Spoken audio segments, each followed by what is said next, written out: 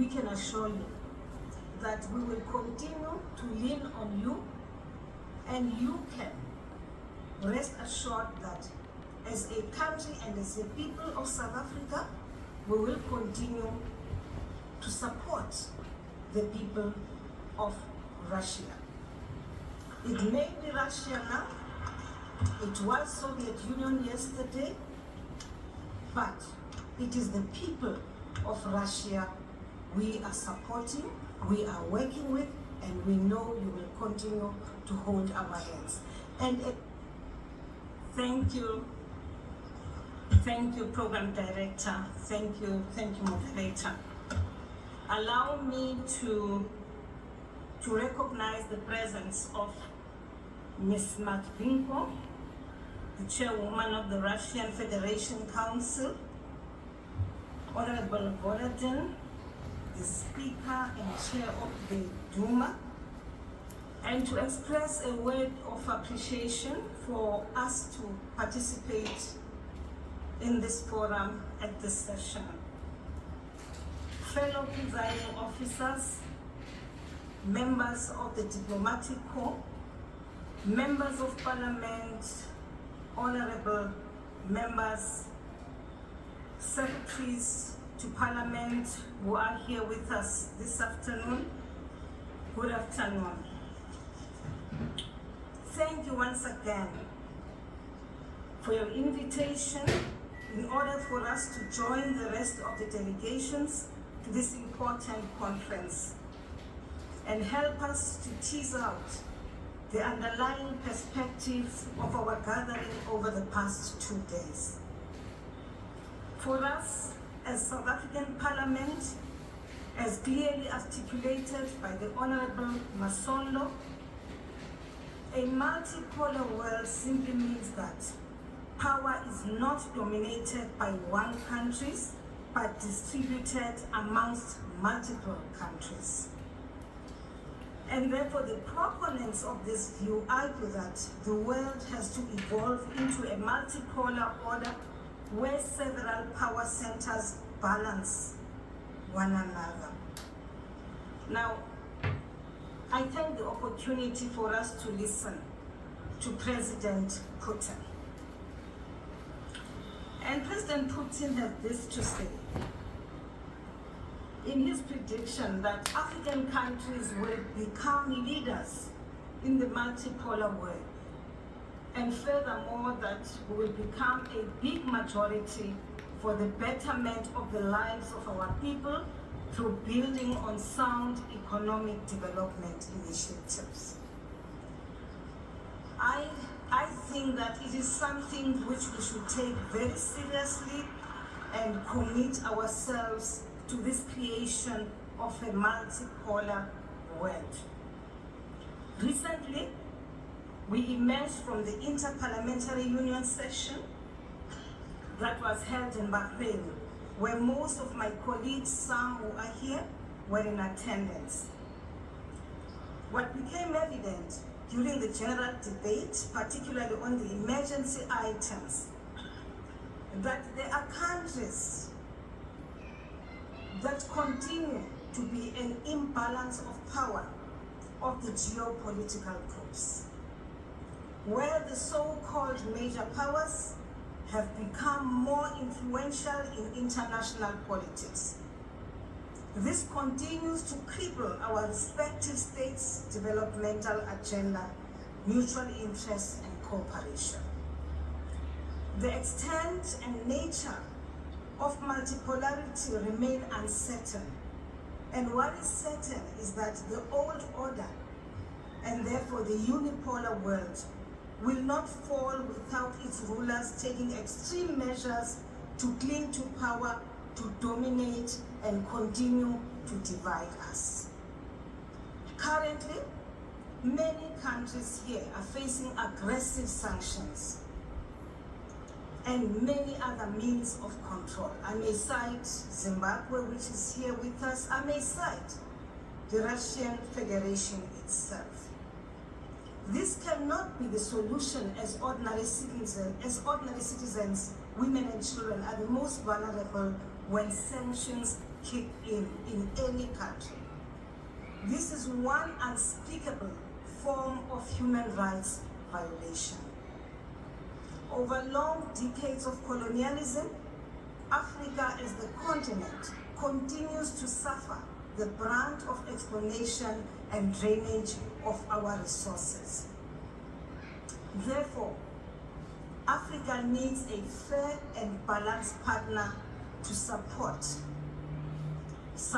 our inspirations as a continent, which are enshrined in our 2063 document, as was articulated by Honorable Masondo. In the light of everything which has happened in relation to the African Continental Free Trade Area Agreement, it is important for the African parliaments to individually and collectively scrutinize government's actions in implementing the trade agreement. The World Bank, as was clearly said, and the African Trade Agreement Secretariat indicate that the agreement is fully implemented, if fully implemented, would raise concerns in Africa by 9% by 2035 and lift 50 million people out of extreme poverty. It is also important to note that the successful implementation of the agreement will be highly dependent on securing lasting solutions to conflict. African parliaments must therefore strengthen efforts to find solutions to the conflicts and other pressing issues, including climate change and high levels of debt. I'm happy, Honorable Volodin, that you were able to invite countries, the transitional governments of Burkina Faso, Mali, so that they too can share their perspectives around the challenges they are confronted with in their countries. Honorable Putin, the president, quotes Madiba, the former president and the late president of the Republic of South Africa. And he had this to say: indeed, nothing must get on our way to freedom. It is so opportune that now Russia is working with us. You have worked with us in the past when we were fighting against colonialism.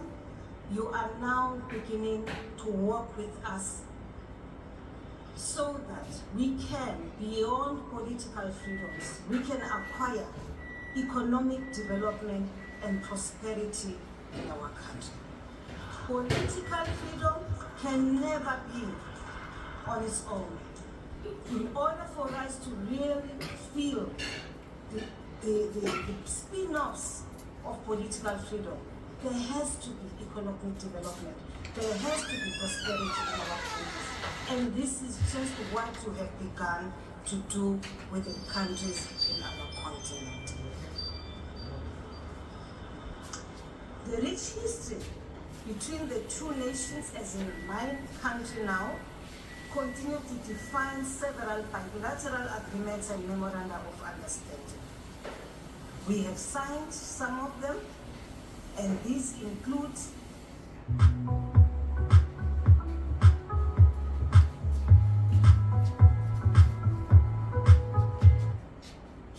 in tourism, mining, agriculture, medicine, and education. Furthermore, several high-level visits, as well as parliamentary engagements on the margins of international and multilateral fora, have taken place over the years. Now, President Putin then also makes mention of the fact that a huge margin for investment, that is approximately 45% to Europe versus 3% to Africa, requires a complete world order overhaul. And therefore, we welcome in South Africa the opportunity to receive training, particularly around technology, advancement and in many areas of growth and development. Now, this will not be the beginning of training of our people. You did this training when South Africa was at its worst, when it was not fashionable for major countries and major powers to associate with our people. And now you have come out openly and you are saying we continue to walk this road, this path together with the African continent. And we want to thank you for that. Having mentioned all the above initiatives that have been talked to by many of us, in the spectrum of the growing trends in global politics and what we term in this conference as the multipolar world, there is an absolute need to continue to build on a fair, equal, and just society with fair, equitable distribution of wealth and to build on peaceful coexistence. As the African Parliament, we look forward to more meaningful deliberations and partnerships, and we can assure you that we will continue to lean on you, and you can rest assured that as a country and as a people of South Africa, we will continue to support the people of Russia. It may be Russia now, it was Soviet Union yesterday, but it is the people of Russia we are supporting, we are working with, and we know you will continue to hold our hands. And as a last plea to you,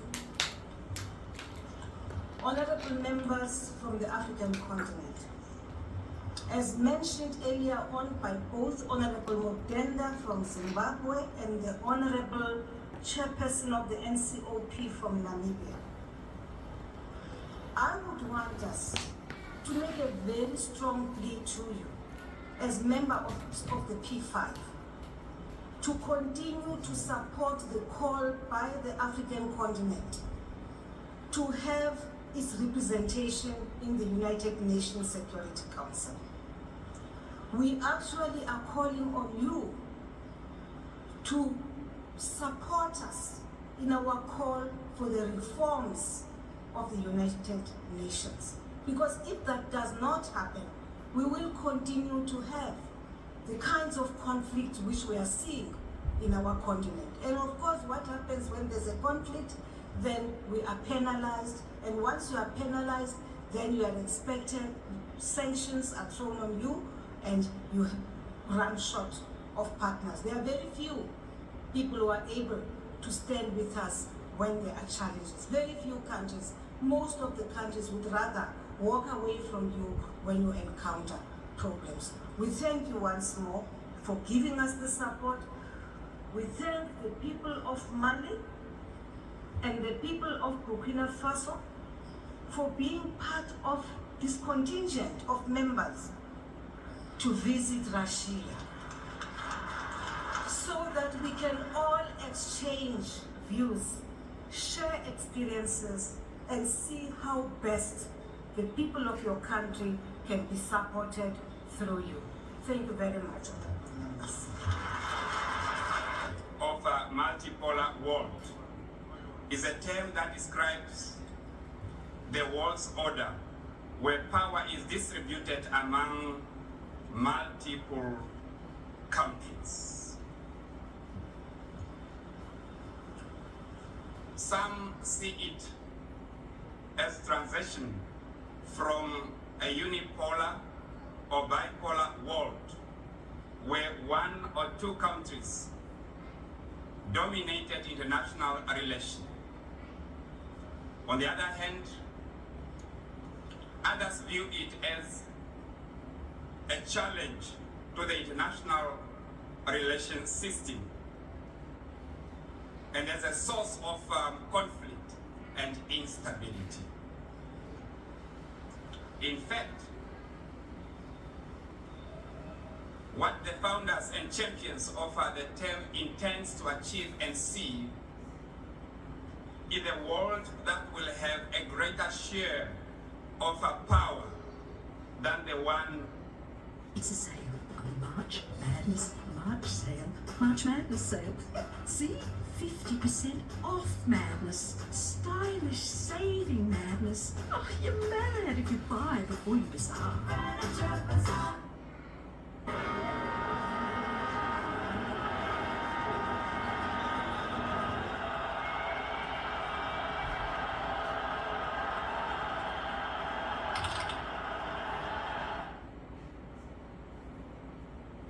We have today.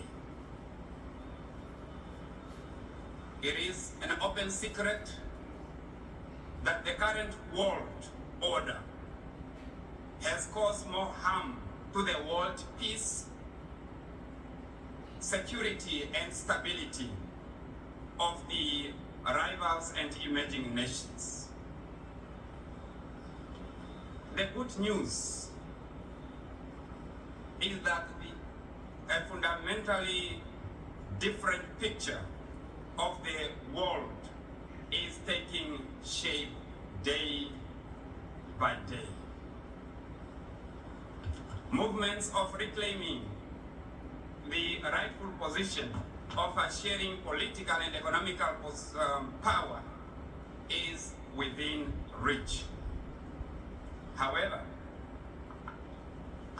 it is also important to note that the end of one era and the start of the next is never a straightforward process. It is usually marked by a series of intense back and forth conflicts. Director of Proceedings, the fact that Africa, a major geographic region, remains underrepresented and unrepresented in the permanent categories of the United Nations Security Council is unjustifiable and a serious testimony of the historic imbalances.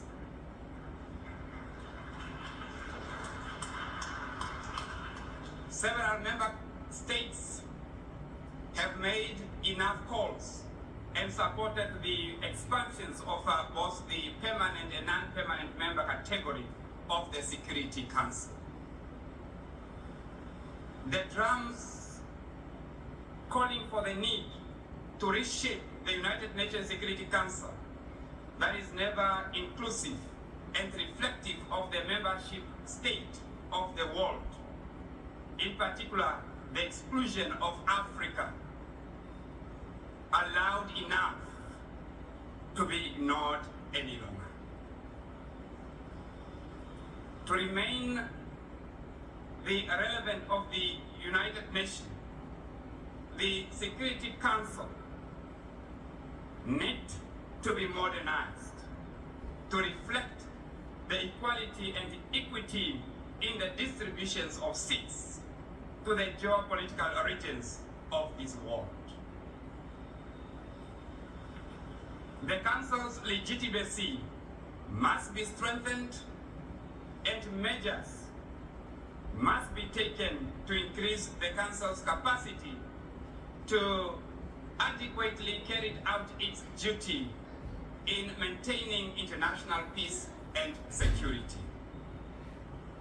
On this occasion, I reiterate the call in support of Africa's common position for the United Nations to collect the persistent historical imbalances in the Security Council.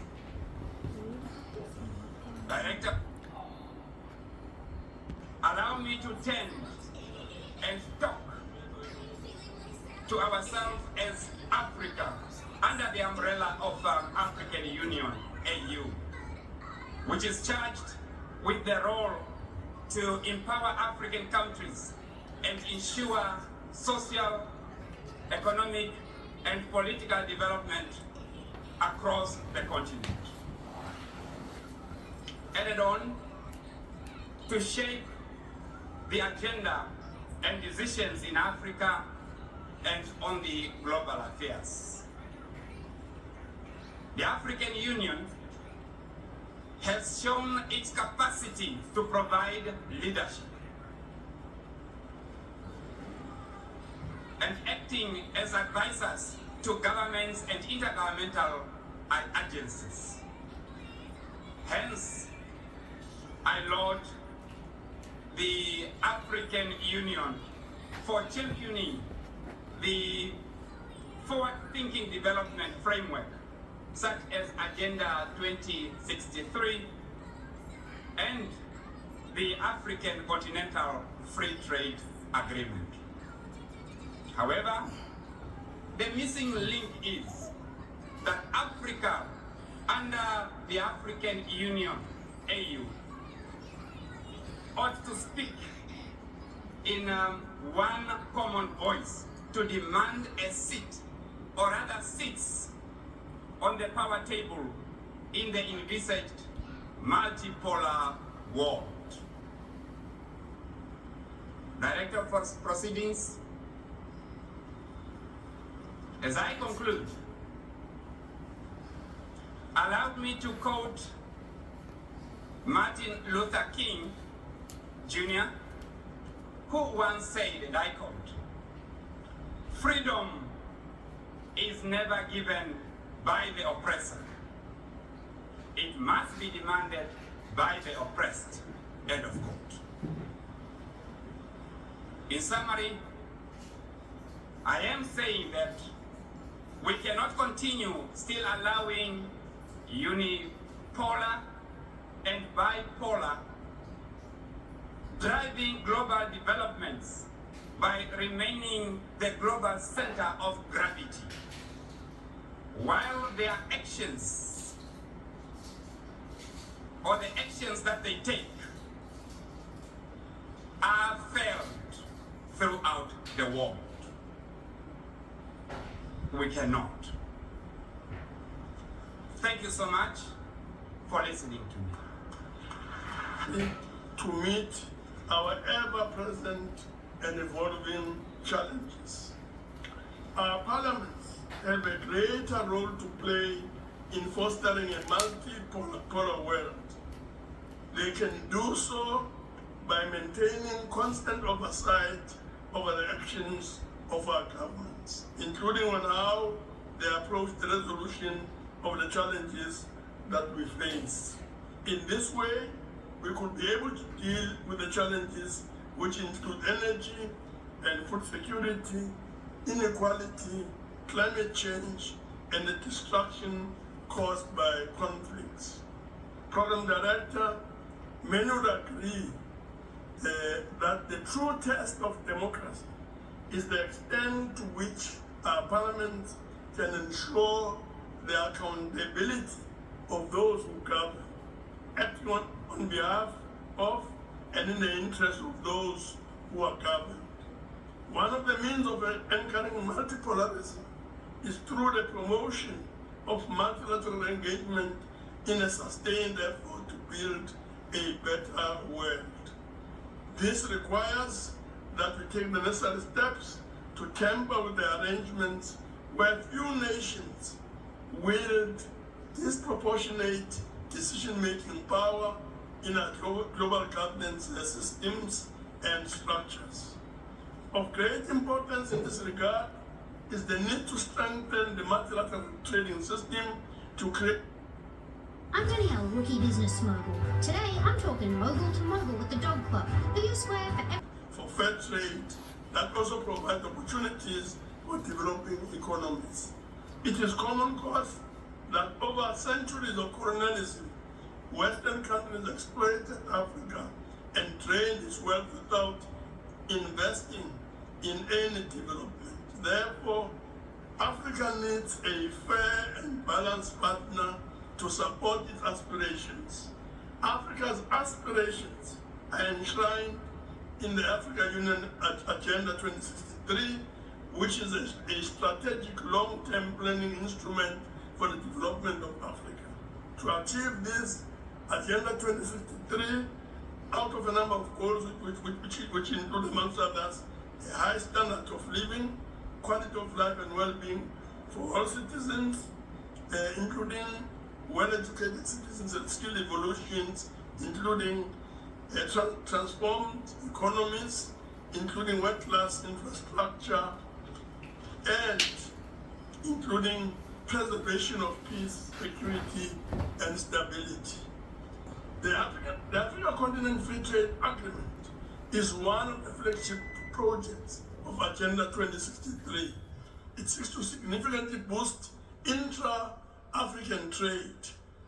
The trade agreement has the potential to make the African continent a formidable economic power and player in a multipolar world. To date, 47 member states have ratified the agreement, out of which 46, including South Africa, have deposited their instruments of ratification to the African Union Commission, making them state parties with rights and obligations under the agreement. However, we are aware that far more still needs to be done. In this light, it is important for African parliaments to individually and collectively scrutinize government actions in implementing the trade agreement. It is worth noting that the World Bank and the African Trade Agreement Secretariat indicate that the agreement, if fully implemented, would raise incomes in Africa by 9% by 2035 and lift 50 million people out of extreme poverty. As we indicated during yesterday's roundtable discussion on neo-colonialism of the West, we made the point that the promotion of economic self-reliance of African and developing countries is one of the key strategies to prevent the repeat of the history of colonialism. In this regard, it is important and far much more sustainable for African and developing countries to reduce their dependence on foreign aid and investment. In conclusion, Program Director, on behalf of the Parliament of South Africa, I know that the Speaker from South Africa, from the National Assembly, is still going to speak. We are grateful for the opportunity to participate in this important conference on creating a multipolar world using the lens of Russia-Africa relations in areas pertaining to the economy, science, and security. The creation of a multipolar world should be premised on the fact that our strength lies in our diversity. Therefore, the promotion of a multilateral engagement and global solidarity in tackling the enormous challenges we face and the constant vigilance of our parliaments can help to foster a multipolar world. Africa is doing her part to become a trusted partner in global affairs by addressing the challenges whose root causes are the centuries of oppression and exploitation by colonial powers. Once again, we truly appreciate this opportunity to address the final plenary session of the International Parliamentary Conference held under the theme Russia-Africa in Multipolar World. Thank you for the opportunity. Thank you very much. Thank you.